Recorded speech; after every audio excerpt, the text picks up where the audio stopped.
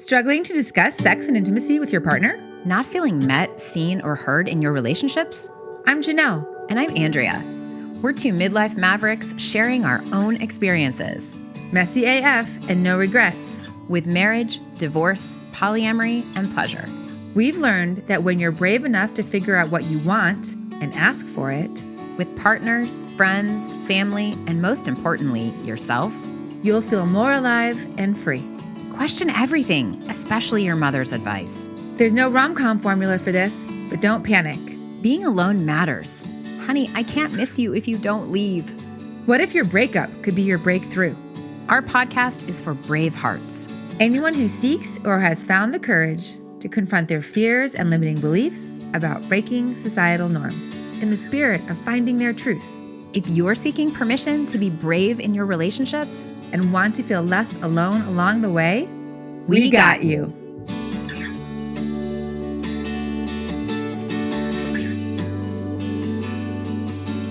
So in this episode, Andrea shares with us the part 2 of the outer work that's necessary of building a relationship with yourself and how that's fraught.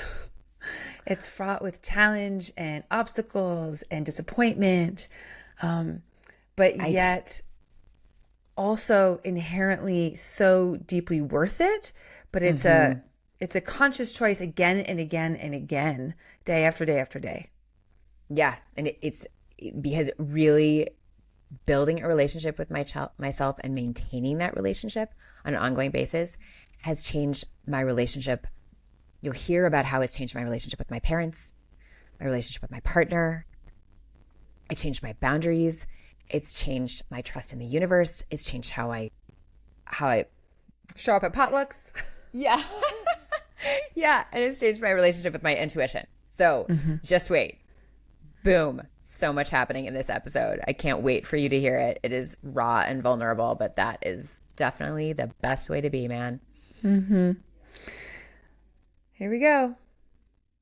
Welcome to Permission to Be Human. Hi, Bravehearts. I'm excited to be here today. I'm Janelle. And I'm Andrea. And today we're doing the part 2 with Andrea about what does it mean and how do we build a relationship with ourselves? And for us, it includes 2 parts. There's inner work and there's outer work. And it is a never-ending dance between those 2 things. The inner work requires being honest with ourselves and discovering what we want, while the outer work means living our truth as a daily practice. In the last episode, Andrea spoke about her inner work. And today, I'm going to interview her about the outer work of building a relationship with herself. How did building a relationship with yourself change you? How did it not change me? Right. I guess relationships lead to more relationships. So I feel like I had a new relationship with my intuition. And we're talking over the course of the last 20 years. This happened, right? Very slowly. With my intuition, I didn't know it was my intuition for many, many years, for the first 20 or 30 years of my life. I just heard this voice saying this thing, and I'm like, oh, I'm not sure about that. I better go check and see what other people think. I better go check for proof.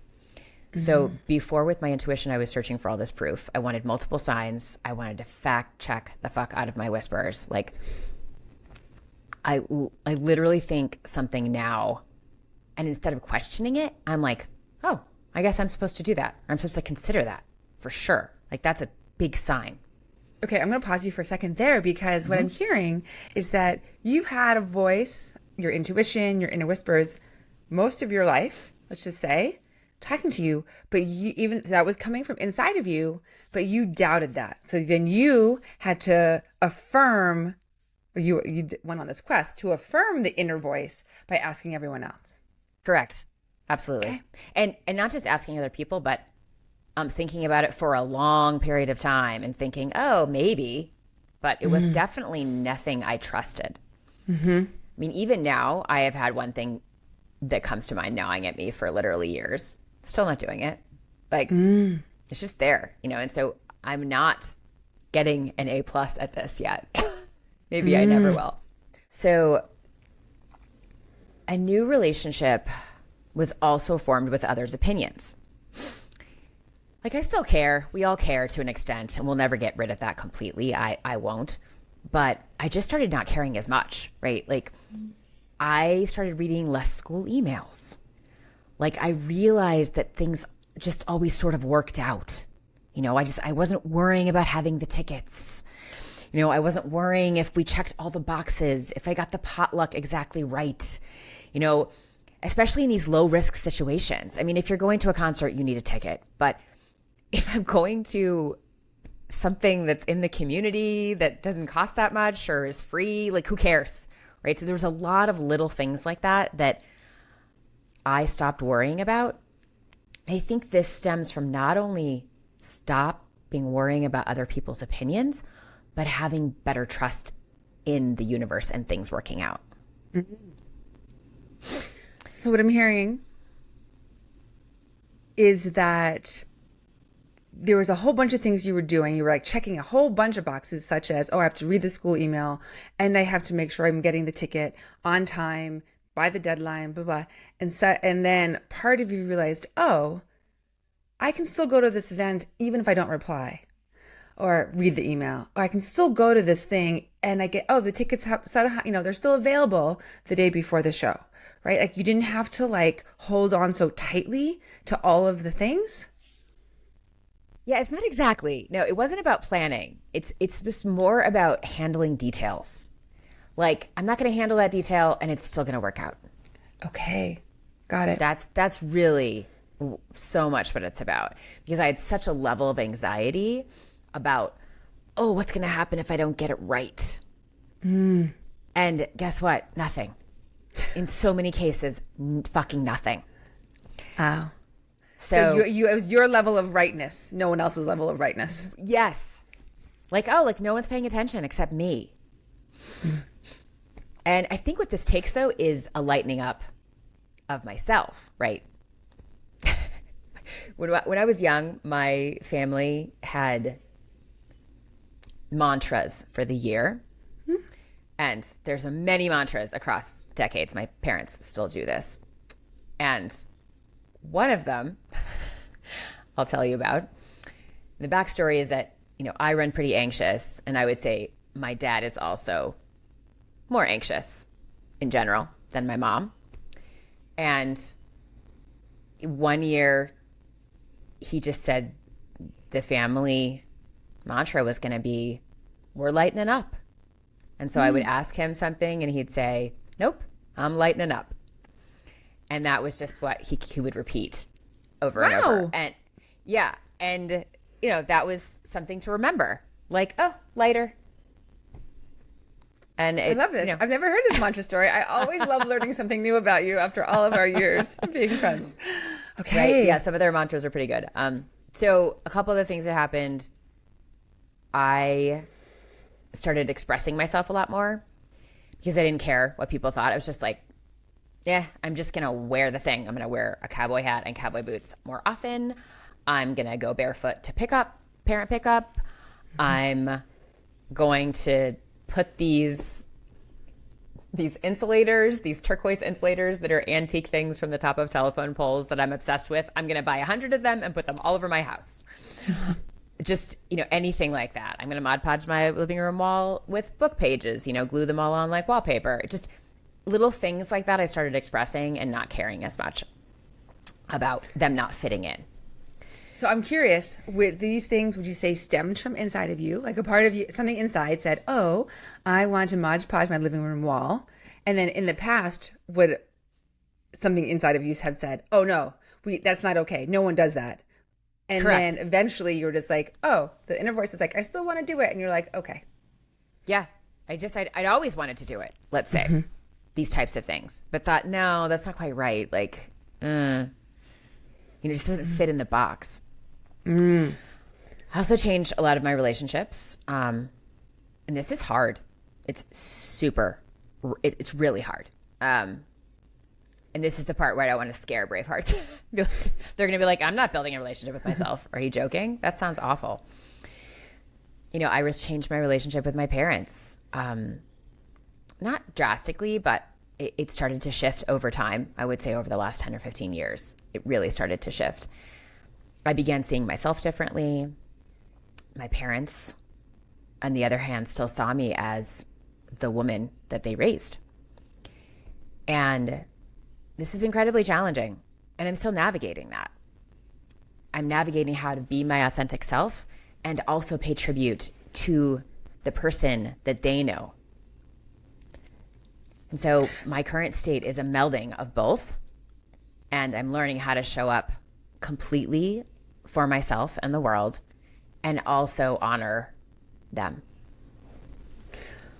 I'd love to dive into this because, so what I'm hearing when you said they still saw you as the woman that they raised, right? What I'm hearing, I think, is that you're almost, as you enter your 5th decade, you recognize you have changed a lot from the young girl that you were living in their home to the 20-year-old version, 30-year-old version, and so on, to who you are now is, in your opinion, quite different, perhaps, than the 20-year-old version of you. And they perhaps are really like holding on to the 20-year-old, or this younger version of you, and not the one that listens to her inner whispers as strongly as you do now? I think it's less dramatic than that. It's a little more subtle. It's not the 20-year-old version of me. It's the 38-year-old version of me. It's more in the last 10 years that I've changed more significantly. Mm-hmm. And I think that's been an adjustment for them. Mm-hmm. And I know it's hard when people change. Mm-hmm. And often when people change in your life, maybe you outgrow them or they outgrow you or you go in different directions, but your family will always be your family. And so it's important to slowly learn to navigate how to treat that delicately and authentically. So I'm curious because we have, in my episode, right, I spoke like, oh, wow, building a relationship with myself is actually a spiritual path. Mm-hmm. And so I'm curious, when you just said, oh, in the last 10 years, does that align with the timeline of when you would say, I don't know if you would use these words, waking up? Yeah, that's what I mean. I would say I started building a relationship with myself 20 years ago. But the more significant changes came in the last 10 years. Okay. Thank you. So then, and I just want to honor and acknowledge what you're saying. And so the Bravehearts to hear is that building this relationship with yourself has a cost, because changing your relationships with the people around you, especially those who you love so deeply, can be really painful. Do you feel it's been worth it with your parents? Yeah, of course. Yeah. Of course. Yeah, there's no doubt that it's been worth it. And in fact, I remember when I had a particularly difficult conversation with some of my family in the last 5 years. And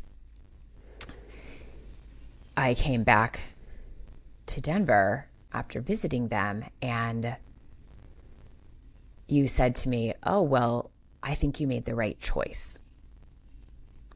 And I said, oh, it wasn't a choice. Mm. Yeah, it wasn't a choice. I knew who I was, and I had to be that person. Mm. And I tried to do it I tried to be myself as kindly and as softly as I could. But I had to be myself. I have this vision, right, of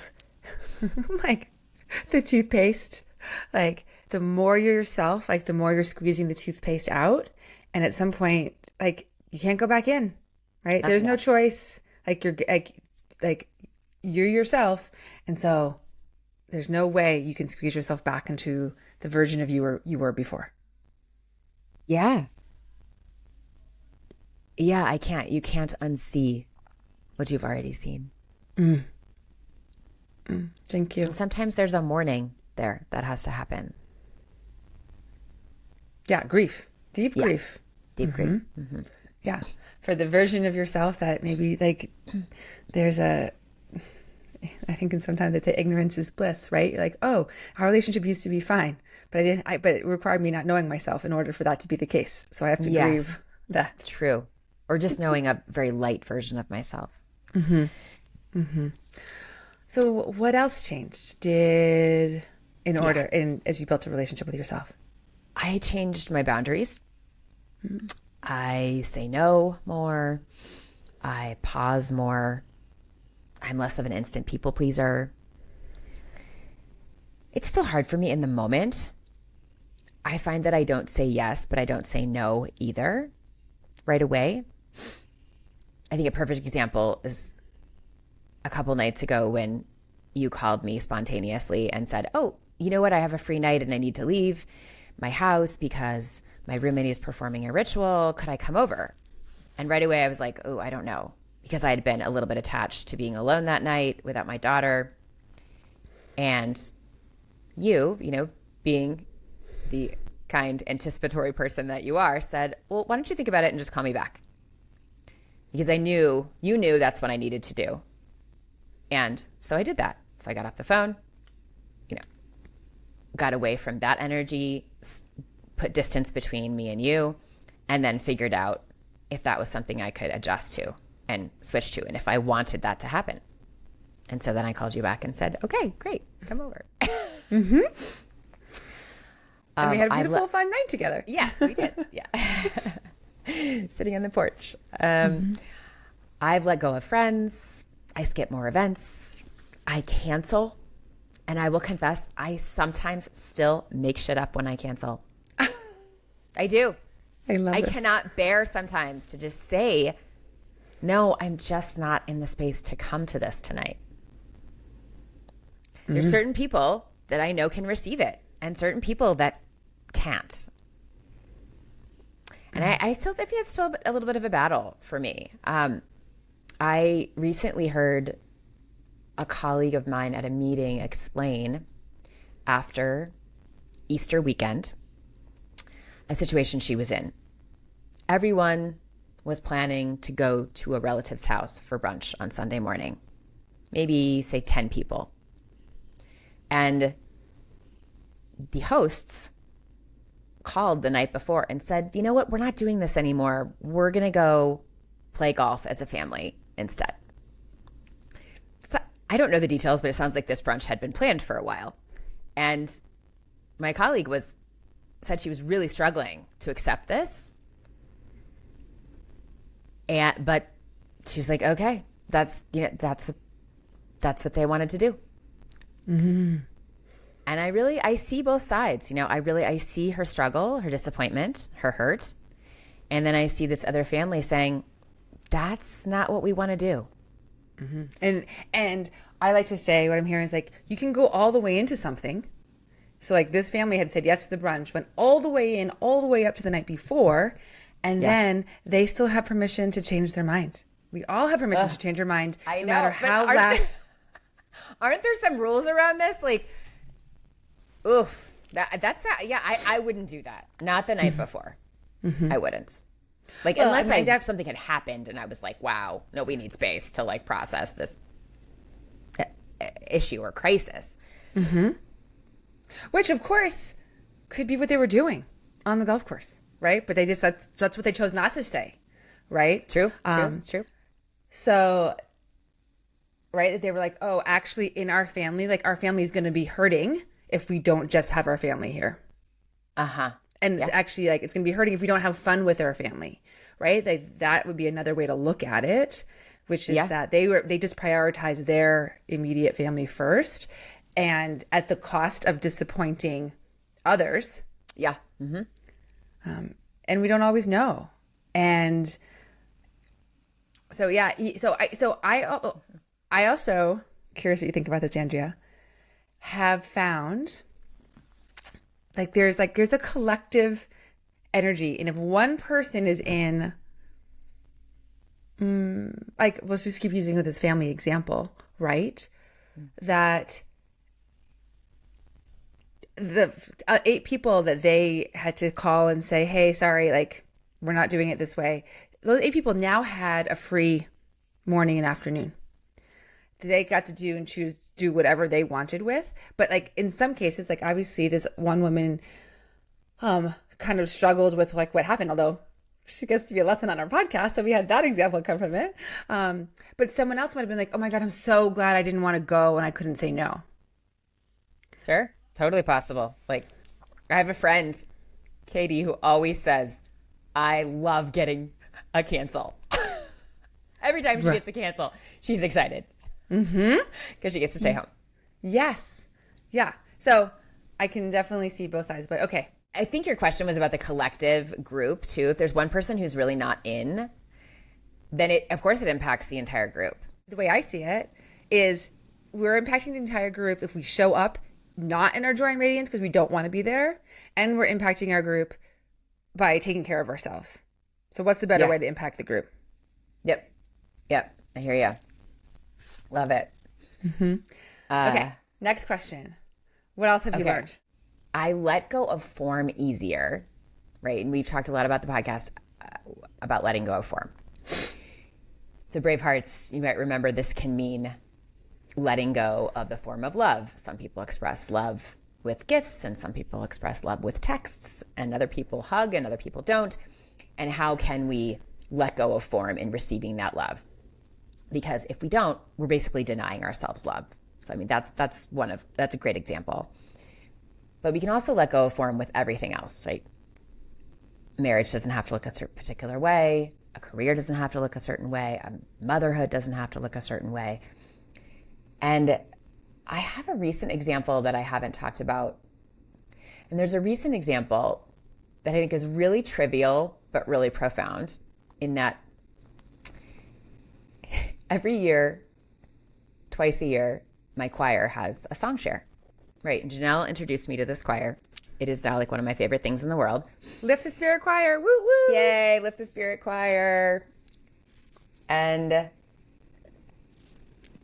at every song share, they have a potluck. And I just really don't fucking love potlucks. I don't love to cook. I can't eat lots of things now because of my Ayurvedic diet and my perimenopause and my sleep and blah, blah, blah. And I don't want to cook something the night of the concert. Like the night of the concert is filled with like, I have meetings all day and then I'm managing my daughter and getting to the place on time. And it's a busy day and it's just not something I want to do. And so the first few song shares, I figured it out and I brought something and it wasn't that great, whatever, I can always bring chips and salsa, whatever. And then a few song shares ago, I was just like, no, I'm not doing it. Like, I'm not doing it anymore. Like, I don't need to eat after. And I give to the choir in a different way. Like, I bring a lot of energy to that choir. I give, like in the beginning, I'm very encouraging. I encourage people to come to the next one if they've never been again. I tell people I'm so glad they're part of my life. I always have a comment, at like every other practice about something. I hand out my magical postcards to everyone at some point during the season. There used to be a crown I brought in and like we would take turns wearing it. And I'm just like, no, I contribute in this other way and I'm just not bringing a potluck item. And guess what? Nothing happened when I didn't bring a potluck item because nobody cares. Well, nothing happened in terms of someone else judging you, but it sounds like you broke through your own freedom. So like what happened was that you got to show up like happier or like low maintenance, less stressed. Anxiety free. Yeah. So I'm like, I'm just not doing it. There's plenty of food. Like, so I just outed myself. So what I hear though, is you outed yourself for taking care of yourself. Yeah. Right. For doing what served you, not what was being asked of you. Yeah. Yeah. And I know that if I told them, they'd be like, okay, great. Don't bring a potluck item. So, right. Yeah, I'm just like actually kind of proud of myself around that. Well done. So we've heard a lot already about how your life has changed as a result of building a relationship with yourself. Mm-hmm. And I'm curious, now that you've like flexed that muscle in these different ways, do you ever stop building a relationship with yourself? Like, and how does that show up? Yeah, I guess it's not that I stop building a relationship with myself, but I start ignoring my voice, or I stop Your being inner honest. your inner voice. Mm-hmm. I stop being honest with myself. Mm-hmm. And this occurs when I make misaligned choices, basically. And sometimes I don't catch it until I'm doing the thing. I'm with the person. I'm with a client. I'm on an outing, and I'm realizing I don't want to be there. And it was my fault for choosing it. And I already knew that I shouldn't have come, that it wasn't the right choice. Mm-hmm. And my practice is just to say, okay, how can I make sure that this doesn't happen again? Mm-hmm. Why did you make that choice? If your inner voice said one thing, what prompted you to not listen to it? Obligation, people pleasing,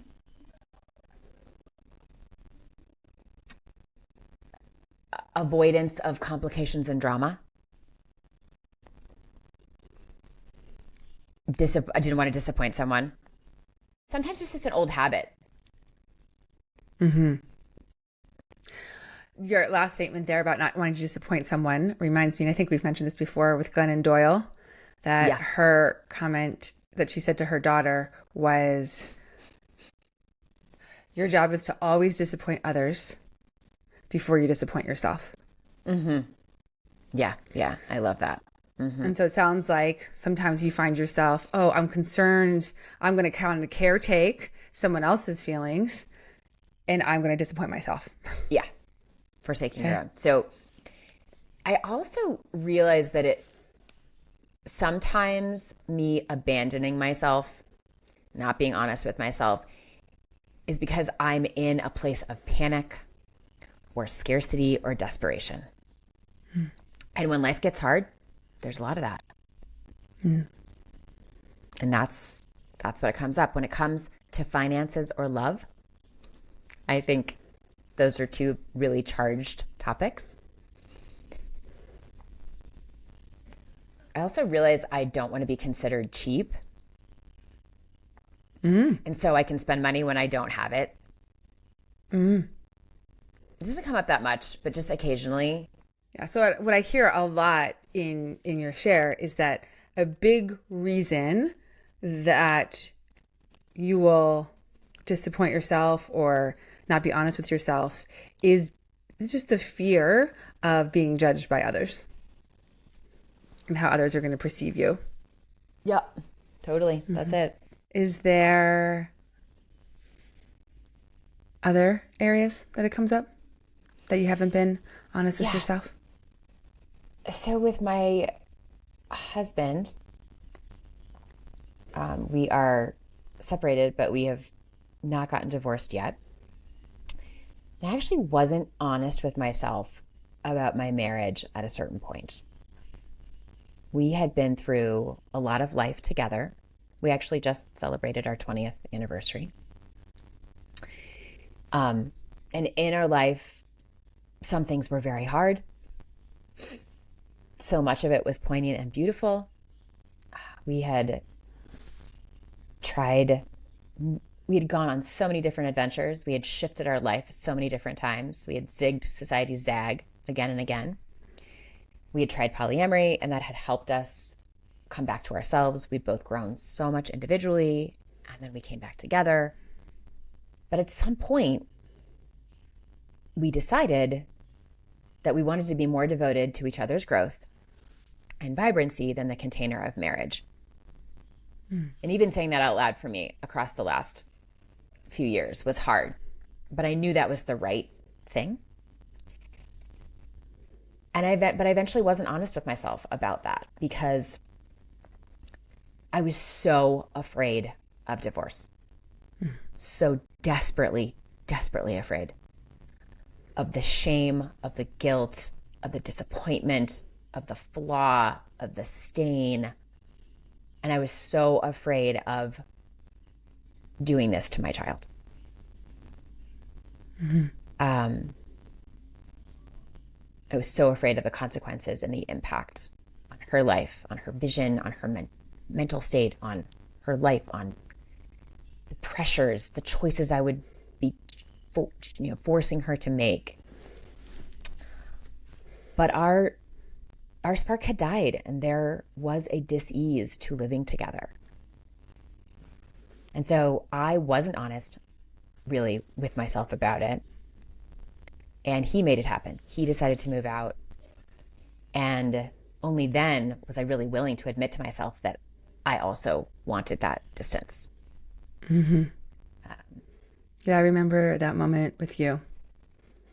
Really? Sitting on a couch in my house when I was like, oh, like, do you want this? Like, can you see that? Yeah. You want this. And you were like, fuck. Yeah. Yeah. It was really hard. But as I said, we just celebrated our 20th wedding anniversary, and he asked me to dinner, and he got me flowers and a card, and he said, we had a beautiful 3-hour dinner at Sushi Den, where we never go anymore, even though we live like 4 blocks away from it. And he said, what if we get to keep everything we've been through? What if we don't have to throw it away? And what if we could be really good friends since we clearly know each other so well for the rest of our lives? And I'm really excited about that. So. Let's take a deep breath, Bravehearts. Deep breath, yeah. Dude, it's some big stuff. Yeah. Yeah. Andrea just shared so beautifully the courage it takes to recognize that sometimes what you want deep, deep, deep down is the thing you've said you didn't want. And you do it anyway. And that dinner, right? The fact that you are separated, you're moving towards divorce, and you still chose to celebrate your 20th anniversary together, that he invited you out, and that you shared this, like nothing has to be thrown away. Like everything was beautiful because it got us here, to me is the most beautiful example of getting divorced in love. Yeah. So, and I honor and deeply respect the courage it takes to choose that path too. Yeah. Yeah, I'm so grateful. I'm really grateful to him. So it sounds like building a relationship with yourself is an ongoing practice. It's not like, oh, you flip the switch and it's done.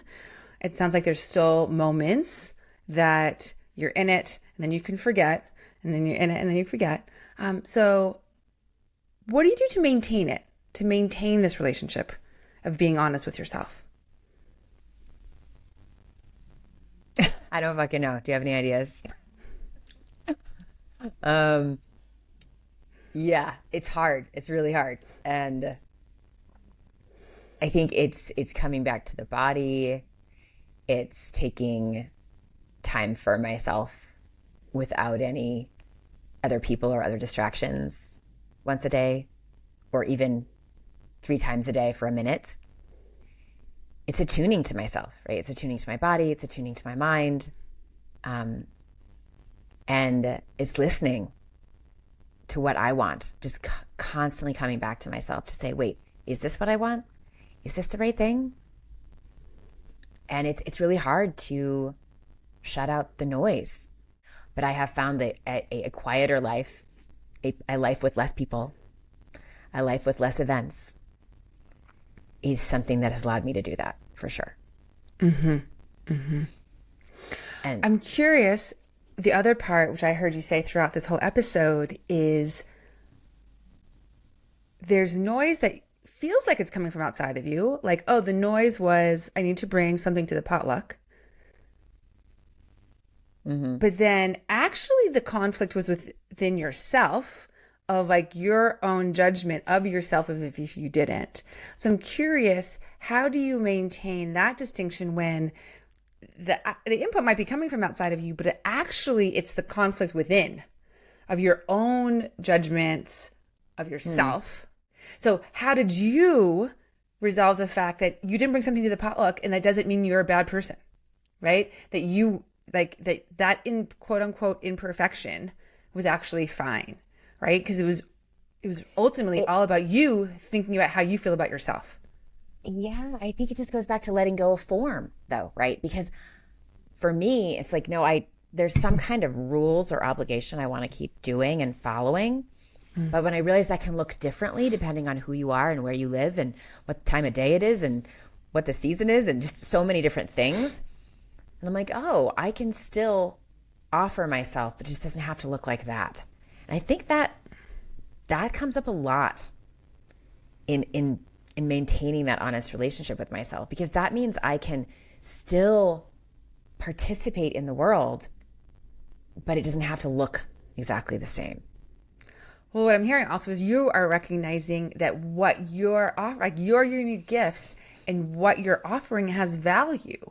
Yes. Right? That no one else is going to say to a choir, hey, you should like bring a crown and like support everyone and cheer them on. Yeah. As they sing a song or whatever. Right. That's your idea. And so then what I'm hearing is that you're like, oh, that has value.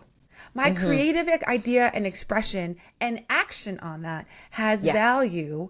And so I don't have to bring something to the potluck because I just did something that impacted others in a positive way. Yeah. And you get to see that your contribution was valuable. Yeah. And I think that comes back to creation, right? Your own creation can work too.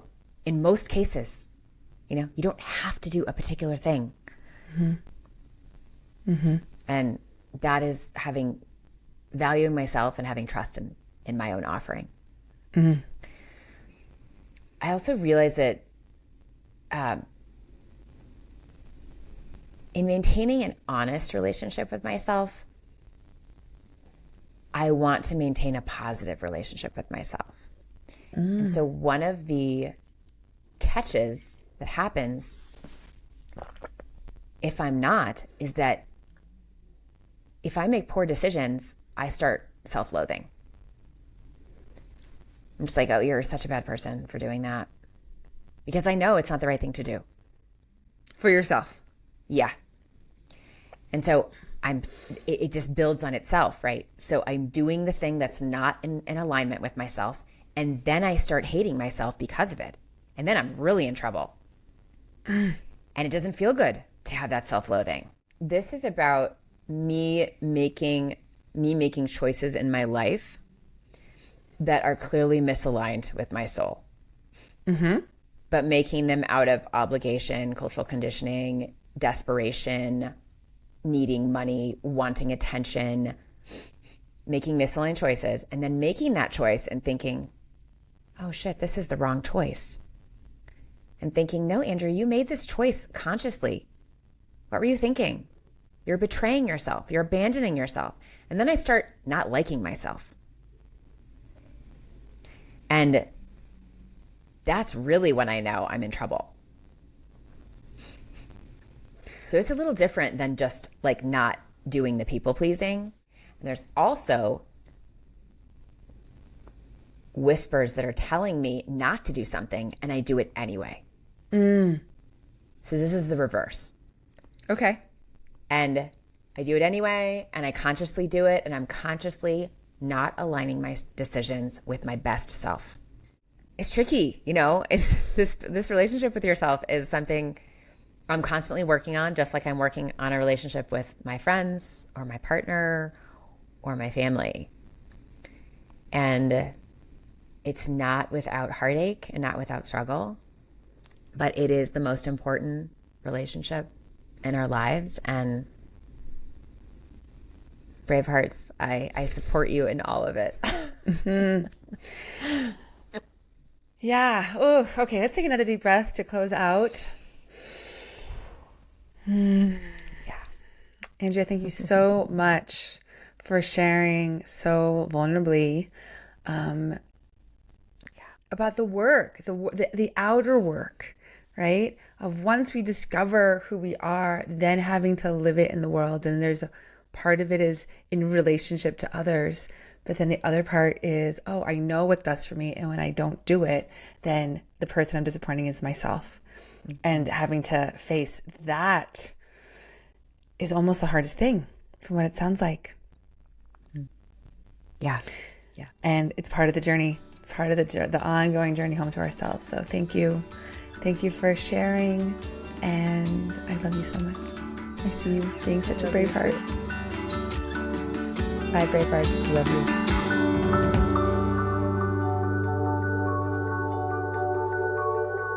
Hey, Bravehearts, looking for permission? Work with us. Andrea offers permission coaching. And Janelle offers erotic wellness sessions. Follow us on Instagram. Meet us in real life at Permission to Be Human workshops in Denver. Subscribe to our newsletter. Do all this and more at our website, permissiontobehuman.live.